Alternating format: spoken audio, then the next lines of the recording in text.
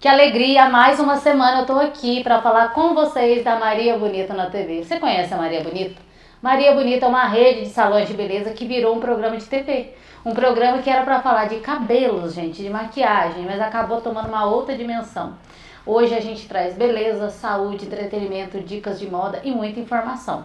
E aí foi aumentando os parceiros e foi chegando gente, e olha, tá lotado de parceiro bacana. E eu preciso aqui deixar meus agradecimentos a Serra Sul Shopping de Pouso Alegre, a Maria Bonita, rede de salões, Dr. Fábio Tranches, meu grande amigo, Cristiane Oliveira, rainha do INSS, Thaís Muniz, psicóloga, hoje nossa convidada, Carol Baganha, da Aesthetic Clinic de Pouso Alegre, Débora de Moraes, com constelação familiar e empresarial, Amoras Fashion, que produz meu look toda semana, que esse eu gostei tanto que repeti do programa anterior, Dr. Bruno Gustavo, lá de Camboriú, um endócrino perfeito, que vai dar dicas pra gente perder peso, ou mulherada, fica atenta, hein? A Vitória Nanete, quer aquele Invisalign e ficar com um sorriso de estrela? Doutora Vitória Nanete.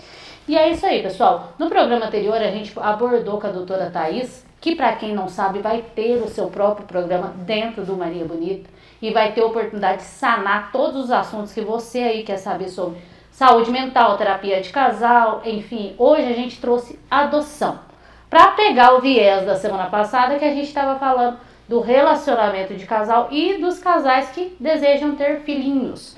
Doutora Thaís, muito obrigada novamente, viu? Eu que agradeço. Um grande prazer saber, através da TV, que o programa foi um sucesso tão grande e daqui uns dias é você que está aqui apresentando. Eu estou admirada e muito feliz com o convite.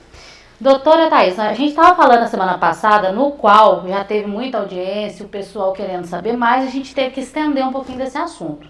Nós não falamos nos casais que desejam ter filhos e que às vezes, de uma maneira biológica, não conseguiu. E aí entra o assunto da adoção. Eu queria que você explicasse, que para mim é um assunto novo, não tem muito conhecimento. Como que funciona a adoção? A adoção é uma forma de você poder viver o sonho da maternidade e da paternidade, né? Só que aí a gente consegue a adoção por meios legais. É algo que a gente precisa da nossa justiça. Então hoje, para você poder adotar uma criança, tem trâmites legais que têm que ser cumpridos e seguidos. Isso foi feito, legalizado, porque antigamente era feito a revelia e gerava muitos traumas, tanto para as famílias que adotavam, quanto para as crianças, que era a famosa adoção brasileira, né? A pessoa tinha o filho, entregava para o primeiro na rua, e às vezes a pessoa não estava preparada para essa maternidade. Então a justiça oficializou isso, estabeleceu algumas regras, alguns termos que têm que ser cumpridos. Então a primeira coisa, quando alguém quer adotar uma criança, né, tem esse desejo, precisa procurar o fórum da sua cidade ou da cidade mais próxima, né? E o setor de assistência social é onde vai estar acolhendo o seu pedido e vai estar te orientando quais são os trâmites para, a partir daí, começar o processo. Porque tem um processo enorme até o momento que você realmente entra para a fila. Então, a partir do momento que você busca assistente social e diz para ela que você quer dar entrada nesse pedido, e um dado importante, não precisa de advogado para isso. Que legal. Mas assim, o que você acabou de falar é uma coisa também que tem que ser muito consciente, né? Afinal, a criança já passou ali pelas dores do abandono e eu acredito que a pessoa que decide adotar, ela tem que entender que é um ato muito bonito, mas tem que ser muito consciente, né, doutora? Irrevogável. Então, não tem essa de depois, não gostei, vou devolver, né? Criança não é um brinquedo, não é um objeto que a gente devolve. E outra coisa também, doutora, eu acredito que até essa palavra adoção tinha que mudar até o nome, porque a criança é seu filho. O que vai diferenciar ela de ter nascido de uma outra forma e não da sua barriga? Sim. Eu acredito que hoje em dia isso deveria ser repensado, né? Porque traz um peso desnecessário, né? Mas é algo que a partir do momento que a gente adota, a gente vai desconstruindo isso, né? Então, quando alguém questiona ou fala, teu filho é diferente, teu filho não é da sua barriga, a gente vai desconstruindo e entendendo que não, ele é filho tanto quanto qualquer outro. E, inclusive, legalmente falando, ele tem todos os direitos de qualquer outro filho, seja biológico ou adotivo. E por que esse processo é tão difícil de conseguir? Na realidade, realmente é para preservar essa criança e para ver se realmente essa família ou essa pessoa realmente quer, está pronta, está preparada para isso. Então, existe um trâmite que se chama habilitação para adoção, ou seja, vai se avaliar se essa pessoa ou se esse casal está habilitado para entrar na fila. Então, buscou assistente social, desejou o interesse, vai ter que passar por entrevista com assistente social, por entrevista com psicólogo, vai ter que fazer um curso, vai receber visita da assistente social na casa dela. Então, tem vários trâmites que, após isso, a justiça avalia se esse casal ou se essa pessoa está habilitado para entrar na fila. Então você consegue determinar mais ou menos como você deseja essa criança. Então você pode escolher a idade dela, por exemplo, você pode pôr a quantidade, se você quer adotar uma criança, se você quer adotar 2 crianças, se podem ser gêmeos, se você acolhe irmãos. Porque e quando irmãozinhos, doutora, desculpa cortar. Geralmente a justiça não separa. Não pode separar, né? Muito raro separar. Não Daí separa. tem que adotar os 2. Então aí quando você faz o seu cadastro, você já deixa claro se você aceitaria irmãos. E qual a diferença de idade também que você aceitaria, né? E eu conheço casos de família que adotou 3, 4, porque eram irmãos que estavam num abrigo de diferenças de idades e foram acolhidos em uma família. Então é possível isso sim. E depois que a criança passou por aquele processo e o casal conseguiu estar com a criança em casa, há um acompanhamento psicológico para poder acompanhar a criança após esse procedimento, essa adaptação? Na realidade, a gente tem a adoção, né, até bebê e a adoção que se diz tardia. Quando é uma adoção tardia de crianças que já têm uma certa idade, então esse acompanhamento é um pouco maior. Então, se eu estou adotando um bebê ou uma criança mais novinha, a partir do momento que eu passei pela habilitação e entrei na fila de adoção de fato, né, eu vou, como eu estou apta para adotar, dependendo de onde a criança está e de onde eu escolhi, porque eu também posso escolher aonde eu estou disposta a adotar, se eu posso adotar, ir lá para a Amazônia buscar uma criança, ou se é só São Paulo, Minas Gerais, etc., eu vou trazer essa criança e geralmente não tem esse acompanhamento. Ou pelo menos eu não vi, posso estar enganada a nível nacional, mas aqui, até onde eu sei, não tem. Já uma adoção tardia, esse cuidado é maior. Porque aí tem as visitas que você vai ir para conhecer essa criança. Nesse momento você vai estar sendo acompanhado pelos profissionais para intermediar essa relação. Então primeiro você vai visitar, depois você vai ter autorização para começar a levar essa criança para casa, para ver se esses vínculos vão se formar. Então, quando é uma adoção tardia de crianças que já têm um pouco mais de idade ou até de adolescente, aí existe esse acompanhamento. Porque pode ser que você tenha um desejo enorme de adotar, mas não cria esse vínculo. Então, é preciso que a justiça tenha essa noção se esse vínculo está acontecendo ou não, porque já pensou se não aconteceu e vai para casa, gera um monte de conflito. Então, nesse aspecto, tem um acompanhamento maior quando é adoção tardia. Tá, e aí eu adotei, tô apaixonada, meu filho, minha vida. Aí do nada a mãe biológica aparece. Ninguém vai me tomar ele, né? Não. Quando a gente adota, existe um termo na justiça que chama destituição do poder familiar. Então, o seu filho biológico, você tem um poder familiar sobre ele. Se ele vai para adoção, a justiça destitui este poder familiar. Então, a partir do momento que você tem a guarda, né, que antigamente se dizia guarda definitiva, né, então você adotou essa criança de fato, este poder familiar da família biológica já foi destituída. A criança já passou por todo um processo de a justiça verificar se algum familiar quer, se tem algum parente mais próximo ou mais distante. Então depois que fez todo esse estudo, que essa criança vai para adoção. Então não tem essa da família querer de volta, porque a adoção é irrevogável, então não tem como devolver.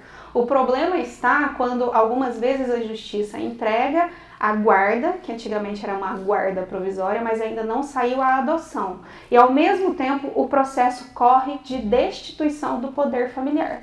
Quando acontece assim, corre-se o risco de a família biológica conseguir retomar essa guarda e aí a família adotiva perde. Meu Deus, não pode isso, hein, doutora? Pois é, gente, dá pra ver que é bem complexo o assunto, né? Mas você, por exemplo, o que você acha como psicóloga sobre a questão de sempre deixar claro que o filho é adotado para que a criança não sofra? É fundamental que não existam segredos, né? A gente antigamente tinha aquela cultura, né, de adotar e era velado, né? Não se falava para os filhos, ou não contava a história para o filho de como ele veio, de como ele chegou.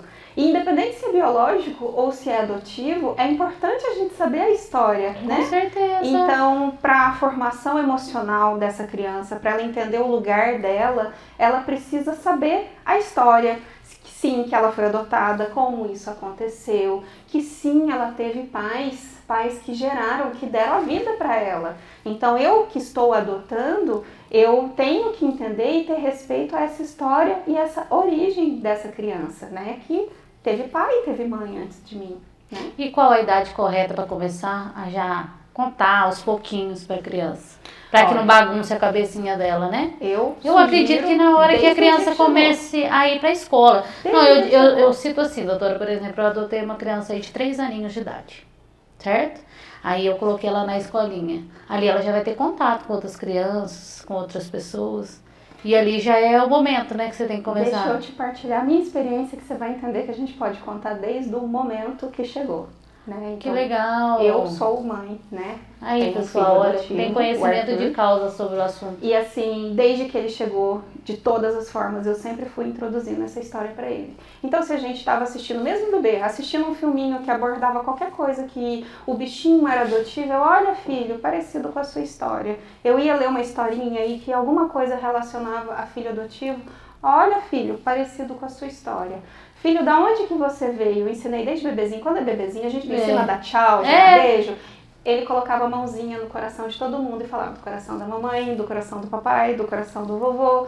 Então, sutilmente, isso foi entrando na cabecinha dele. Então, eu sugiro, desde o momento que adotou, respeitando a fase de desenvolvimento que essa criança está, você já pode introduzir esse assunto com o seu filho, porque aí fica natural. Então, se hoje você sentar com o meu filho e perguntar sobre a história dele, é a coisa mais natural do mundo essa situação para ele. E linda, né? E linda porque ele conseguiu entender a dimensão da coisa, né? Sim. Pois é, pessoal. Muito linda a sua história, doutora. Eu tô assim até emocionada, até arrepiei aqui. Mas a gente vai dar sequência no próximo bloco, viu? Tô encerrando aqui esse primeiro bloco, mas já que eu volto, viu, gente? Deixando aqui claro o agradecimento novamente aos meus parceiros.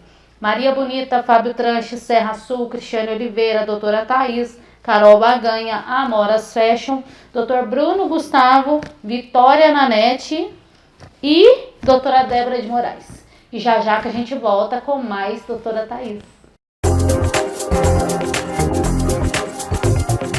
Há mais de 4 anos no mercado, nós conseguimos lançar a nossa marca de cosméticos. Pois é, pessoal, isso aí não é para qualquer um não, viu? Nós conseguimos juntar, através de técnica com muito conhecimento, uma marca que tem qualidade de grandes marcas e com preço de supermercado. Pois é, eu quero que vocês conheçam toda a nossa linha de produtos, que hoje é o nosso carro-chefe do Maria Bonita. E se você quiser ser meu representante comercial, segue aí na bio e vem ser parceiro da Maria Bonita.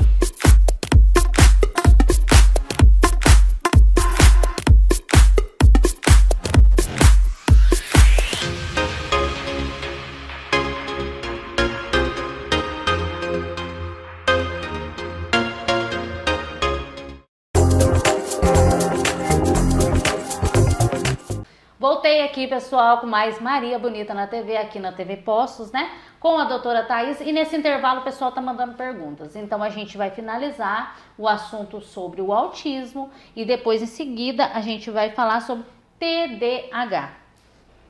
Então, autismo, acredito que a gente já conseguiu conversar bastante, tirar muitas dúvidas.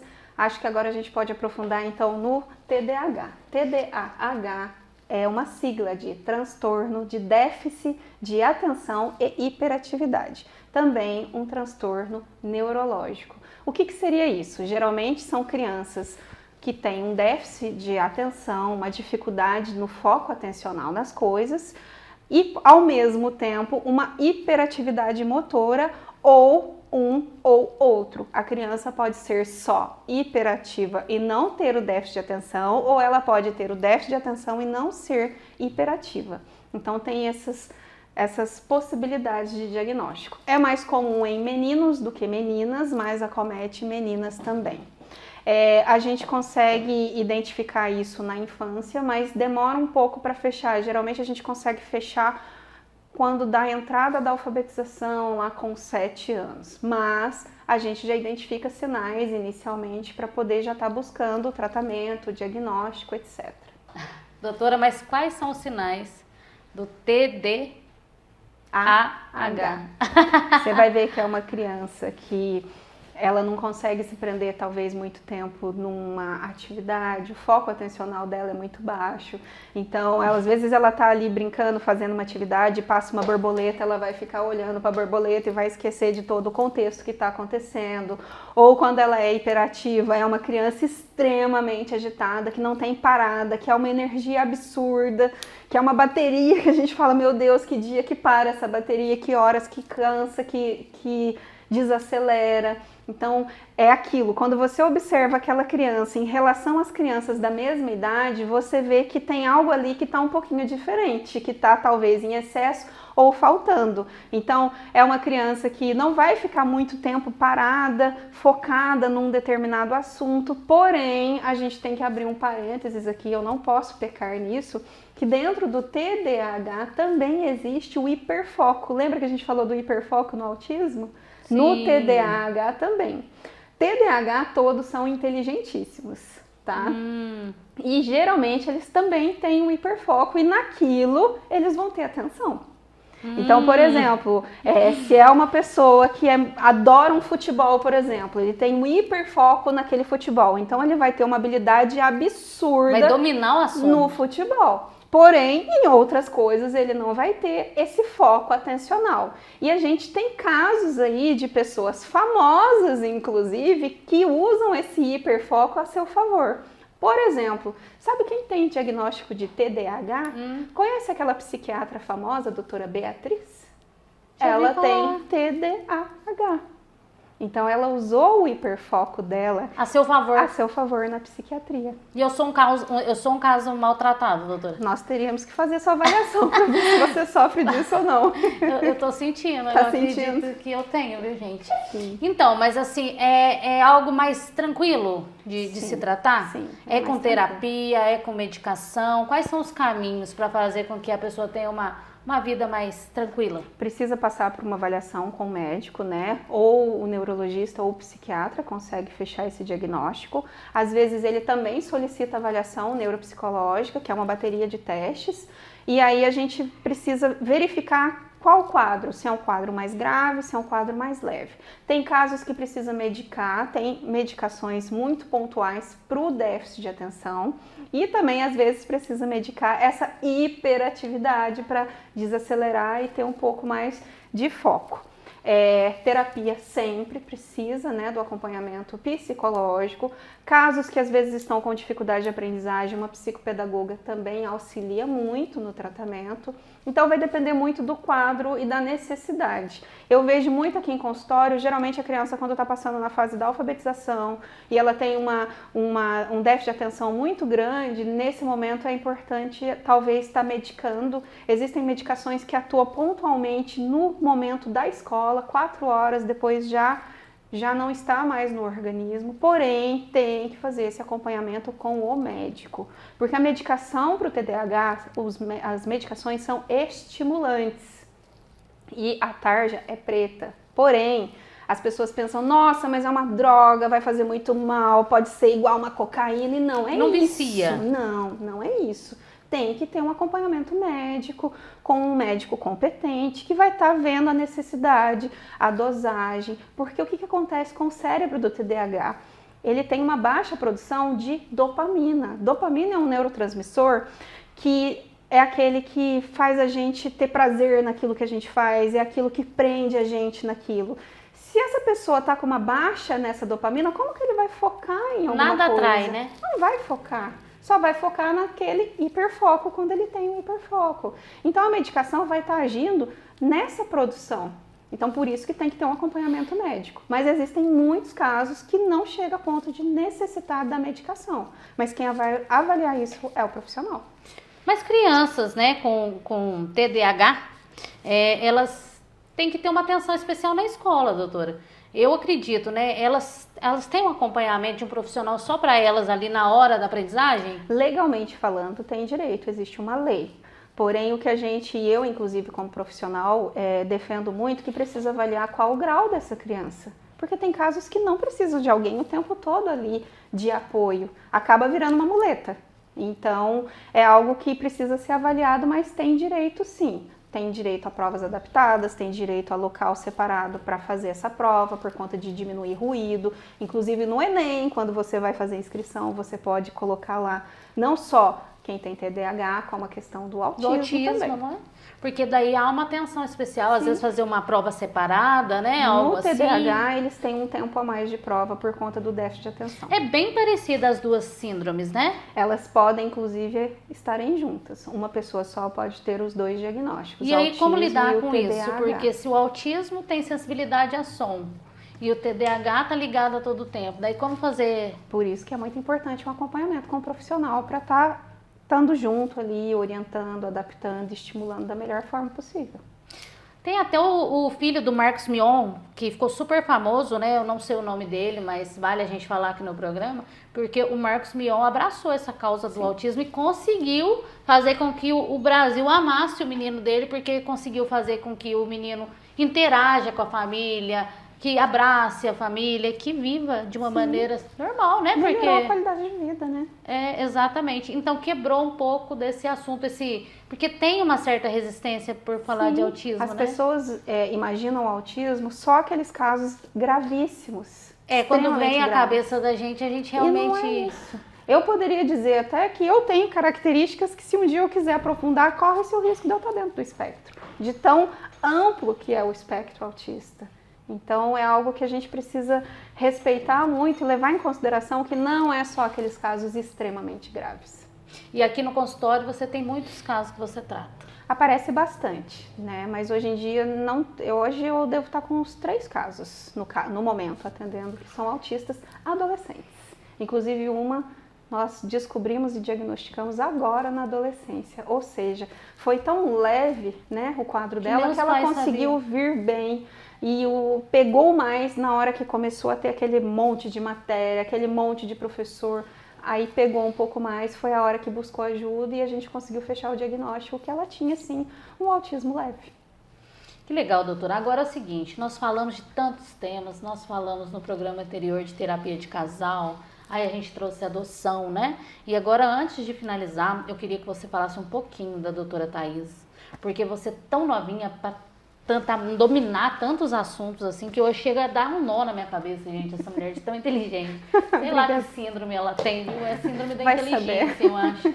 E eu queria que você chamasse, porque o nosso programa é assistido por 22 cidades, no YouTube, tá lá disponível para o pessoal subir a plataforma e assistir. E em tempo real, você tem sido uma das convidadas que tem liderado a audiência. Fico muito então, feliz. Vamos chamar o pessoal para conhecer um pouquinho do consultório seu. E aí você deixa novamente seu endereço. Atendimento online você faz? Sim, faço atendimento online e presencial aqui no consultório. Se alguém está assistindo a TV lá de Poços, da região, ali quiser um atendimento online, você também tem como acolher esse pessoal. Sim, super possível de fazer. Então você deixa aí pro pessoal o recadinho. Então eu sou a Thaís Muniz, sou psicóloga, especialista em neuropsicologia clínica, pós-graduada em psicopedagogia, trabalho com constelação familiar, atendo adolescentes e adultos e faço acompanhamento de casal também.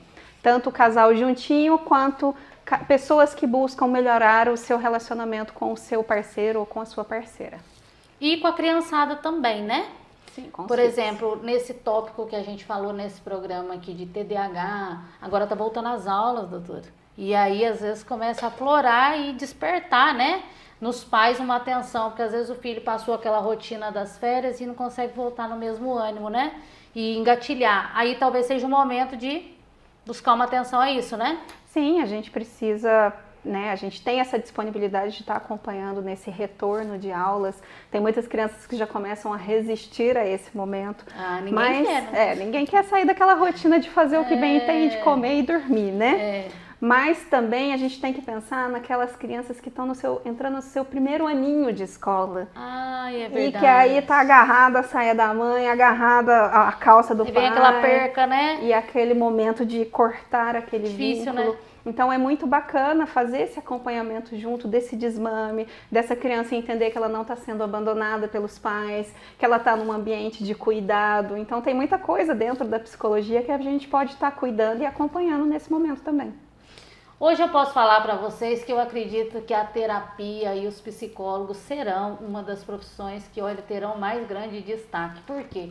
A vida está muito corrida, tumultuada. Infelizmente ou infelizmente esse é o processo e a gente tem que adaptar. Baseado nisso, que a doutora Thaís agora vai ter o seu próprio programa dentro da Maria Bonita na TV, que vai iniciar em março. Aqui ela vai poder trazer psiquiatras, neuros, e vai poder abordar ainda mais, de uma maneira mais profissional, esses assuntos, né, doutora? Sim, com certeza. Vai ser um prazer estar trazendo diversos assuntos dentro desse movimento, né, de aceitação da psicologia, da importância de cuidar da saúde mental. E saúde mental não é só fazer terapia, não é só ir num psiquiatra ou num neurologista. É um assunto extremamente amplo que vai dar pra gente abordar muita coisa aqui.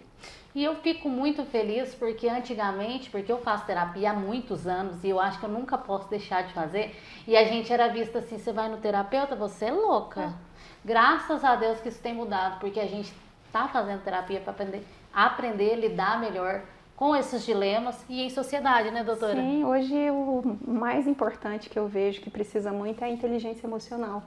Então a psicologia vem hoje trazer todo esse trabalho para a gente aprender a lidar no dia a dia com todo mundo, com todas as questões que a vida vai nos apresentando de uma maneira mais saudável e leve, né? E entender que a gente não é uma ilha, né? Nunca. A gente não pode viver sozinho, né? Somos seres sociais. Você deixa suas redes, doutora? E vamos Deixo, chamar o pessoal sim. para assistir, que agora o programa tá acabando. Então eu estou no Facebook e no Instagram, @Thaís Muniz Psicóloga. Meu telefone é 35 98886 8166. E é isso aí, pessoal. Mais um programa tá ficando por aqui. Eu deixo aqui meu grande agradecimento. Foi muito bacana o programa de hoje e os demais com a doutora Thaís. E chamo você para assistir e parar um minutinho e dar atenção à sua saúde mental. Então fique aí com Maria Bonita na TV todo sábado às 10 da manhã. Grande beijo para vocês e até semana que vem, se Deus quiser.